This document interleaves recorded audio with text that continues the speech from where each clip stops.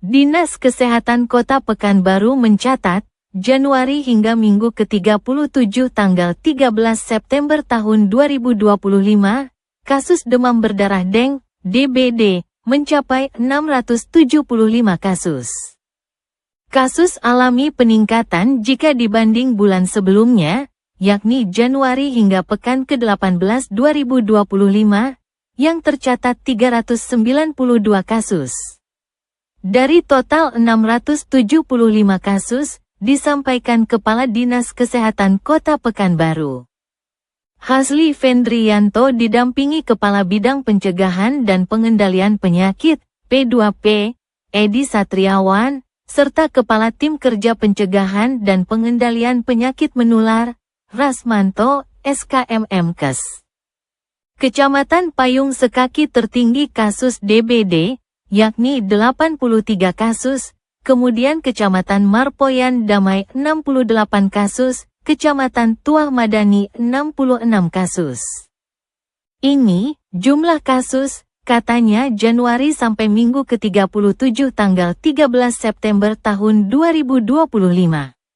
Tertinggi saat ini adalah di Payung Sekaki 83 kasus, kemudian nomor 2 adalah Marpoyan Damai 68 kasus. Dan yang ketiga di Tuah Madani 66 kasus. Disampaikan Hasli, penurunan kasus terjadi pada minggu ke-34, 35 dan minggu ke-36. Dan terakhir di minggu ke-37 ada 8 kasus, yang semula sebelumnya ada 15. 16 kasus setiap minggunya. Sekarang terakhir minggu ke-37 ada 8 kasus. Laporannya mingguan diupdate. Tidak hanya Kecamatan Payung Sekaki, Kecamatan Marpoyan Damai, dan Kecamatan Tuah Madan saja. Di Kecamatan Rumbai juga ditemukan 65 kasus, Kecamatan Tenayan Raya 61 kasus, Kecamatan Bukit Raya 50 kasus, Kecamatan Bina Widya 49 kasus, Kecamatan Sukajadi 37 kasus, Kecamatan Senapelan 35 kasus. Kecamatan Pekanbaru Kota 31 kasus, Kecamatan 50 kasus, Kecamatan Kulim 29 kasus, Kecamatan Rumbai Timur 29, Kecamatan Rumbai Barat 23 kasus, Kecamatan Sel 19 kasus. DBD disebabkan oleh infeksi virus dengue yang ditularkan melalui gigitan nyamuk Aedes aegypti. Nyamuk ini berkembang biak di berbagai tempat penampungan air, seperti bak mandi, kaleng bekas, dan lainnya. Untuk mencegah penyebaran DBD, Dinas Kesehatan Kota Pekanbaru mengimbau masyarakat untuk tetap menjaga pola hidup bersih dan sehat, serta menerapkan 3M+ untuk memutus berkembang biaknya nyamuk. Untuk melakukan upaya pencegahan, satu-satunya jalan adalah dengan 3M+, memutus mata rantai penularan nyamuk DBD terhadap manusia. Memutus tempat berkembang biaknya nyamuk tersebut. Nyamuk Aedes aegypti lebih suka meletakkan telurnya di tempat bejana, di tempat penampungan air yang tidak berhubungan langsung dengan tanah, seperti bak mandi, atau ember yang airnya bersih, atau pada barang bekas yang dapat menampung air tanpa ada tersentuh. Jadi dari situlah upaya pencegahan yang dilakukan. Selain upaya pencegahan yang sudah dilakukan petugas Dinas Kesehatan, Puskesmas, dan Puskesmas Pembantu, Hasli juga mengajak masyarakat untuk turut memutus siklus berkembang biak nyamuk.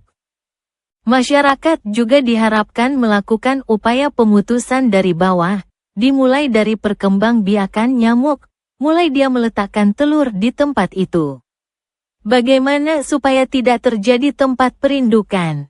Tidak terjadi tempat perkembangbiakan, ya dengan cara melakukan pengurasan bak mandi seminggu sekali, bagi bak mandinya yang kecil ya.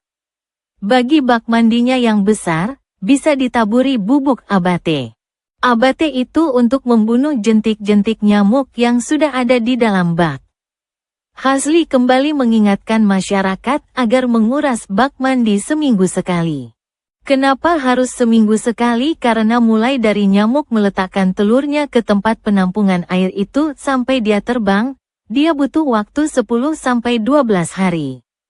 Jika hari ke-7 dibuang, itu dikuras, maka tidak akan sempat dia berkembang biak menjadi nyamuk dewasa. Konsep awalnya sebenarnya seperti itu. Jadi pihaknya tetap menyampaikan kepada masyarakat terkait DBD ini. Apalagi sudah ada edaran dari wali kota terkait kewaspadaan DBD. Di samping itu, pihaknya juga menyampaikan kepada seluruh petugas, jajaran puskesmas, melalui posyandu, maupun fasilitas kesehatan. Melalui kanal informasi media sosial terkait upaya pencegahan DBD dan dampak yang ditimbulkan akibat DBD. Selain itu, upaya yang dilakukan dalam menekan kasus DBD. Dinas Kesehatan Kota Pekanbaru melayangkan surat edaran untuk seluruh rumah sakit jika ada pasien DBD agar segera menginformasikan kepada Dinas Kesehatan. Ini supaya pihaknya bisa segera menindaklanjuti.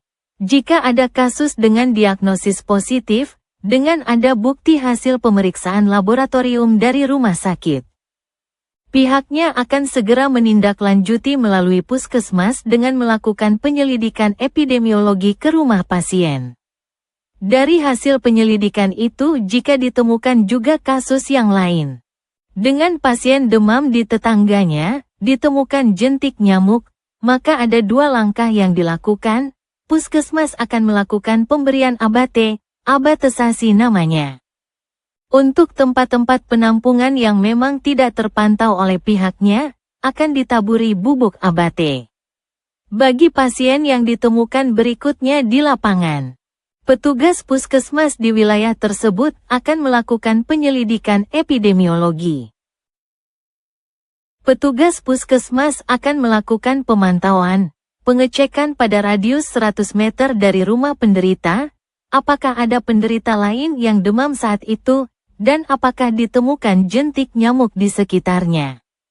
Jika ditemukan penderita lain, maka harus segera ditindaklanjuti dengan melakukan pengasapan, yang maknanya pengasapan itu bertujuan untuk memutuskan membunuh nyamuk dewasa yang sudah menularkan virus tersebut ke warga.